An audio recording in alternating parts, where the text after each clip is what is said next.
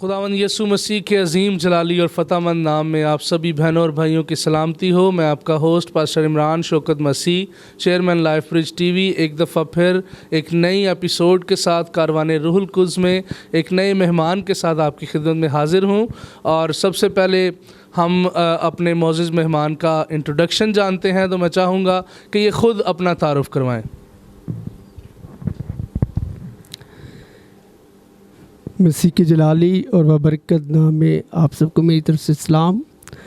और मैं दिल से नहायत शुक्रगुज़ार हूँ लाइफ ब्रिज टीवी के चेयरमैन, और मेरी दुआ है कि खुदावंद इसी तरह इनको अपने जलाल के लिए कसरत से इस्तेमाल करे और बहुत सी रूहों तक ये खुदा के कलाम को लेकर जाएं, ताकि इस टीवी के वसीला से लोग कलाम को सुने और सच्चाइयों को जाने और अपने खुदावंद यीशु मसीह को कबूल करके हमेशा की ज़िंदगी को हासिल करें।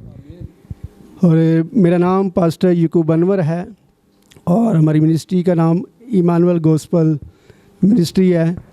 और खुदा का हम शुक्रगुजारी करते हैं कि खुदा हमें अपने जलाल के लिए इस्तेमाल कर रहा है, और दिल से नहायत हम खुदावंद की शुक्रगुजारी करते हैं।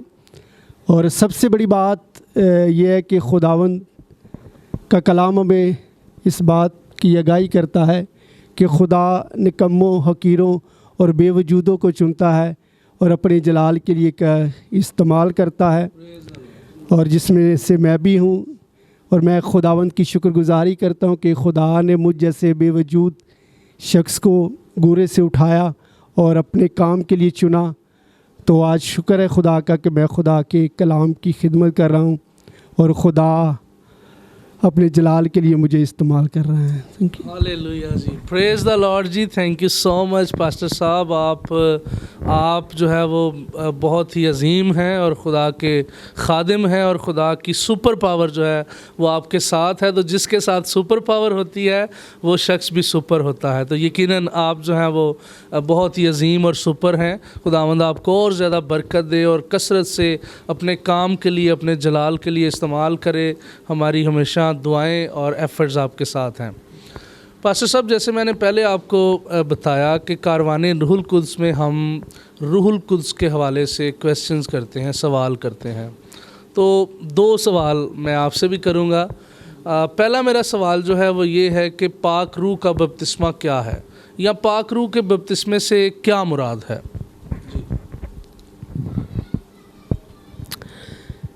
ये बड़ा अच्छा सवाल आपने किया है, और ये बड़ा ज़रूरी है हमारे मसीह बहन भाइयों के लिए और उन नौजवानों के लिए, बेटियों बेटों के लिए जो खुदावंद यीशु मसीह में बढ़ रहे हैं।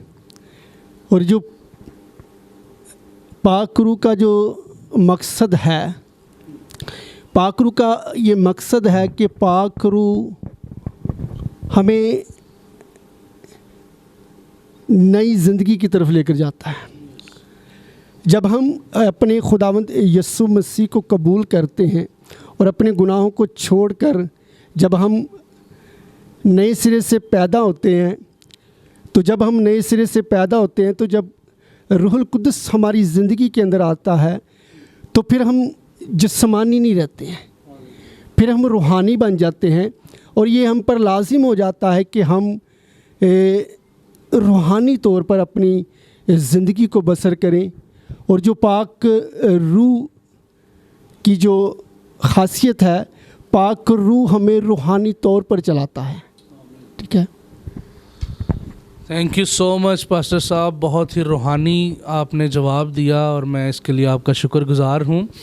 मेरा दूसरा सवाल जो आपसे होगा वो ये है कि पास्टर साहब बताइएगा, गैर ज़ुबान जो है, गैर ज़ुबान क्या ये एक वाहिद निशान है, या सिर्फ़ और सिर्फ गैर ज़ुबान ही ऐसा निशान है जिससे हम ये जान सकते हैं कि किसी फॉर एग्ज़ाम्पल एक बहन या भाई है, उसने पानी का बपतिस्मा लिया, तो उसके बाद जब तक उसके ऊपर गैर ज़ुबान नहीं उतरेगी, क्या वो पाक रूह का बपतिस्मा हासिल नहीं कर सकता? यानी कि गैर ज़ुबान जो है वही सिर्फ़ और सिर्फ पाक रूह का बपतिस्मा है, या कि इसके अलावा भी कुछ और है?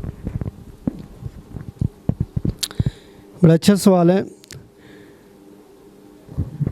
اور سب سے بڑی بات یہ ہے کہ جو یسوع مسیح میں آ جاتا ہے اس سے بڑی کوئی بات نہیں ہے۔ جو انسان یسوع کو قبول کر لیتا ہے، اپنی زندگی میں خداوند یسوع کو لے لیتا ہے، تو میں سمجھتا ہوں کہ وہ ادھورا نہیں ہے، وہ پورا ہو جاتا ہے، ٹھیک ہے۔ اور جو پاک روح کی جو علامت ہے، جس طرح بہت ساری جگہ کے اندر تظاہرات ہوتے ہیں، بہت ساری مخالفت بھی ہوتی ہے غیر زبان کے تعلق سے، ٹھیک ہے، لیکن پاک روح جو ہے وہ ایک مددگار کے لیے ہمیں مددگار کے طور پر دیا گیا ہے، ٹھیک ہے۔ اور جیسے کہ ہم بائبل مقدس میں ہمیں ملتا ہے اعمال 2 باب کے اندر کہ جب 120 کی جماعت وہاں پر روزے میں ٹھہری، تو جب روح القدس ان پر نازل ہوا، تو بائبل مقدس ہمیں اس بات کی آگاہی کرتی ہے کہ وہ اپنی مرضی سے نہیں بولے، بلکہ پاک روح کی مرضی سے، جس طرح پاک روح نے ان کو بولنے کی طاقت بخشی، ٹھیک ہے۔ اور سب سے بڑی بات یہ ہے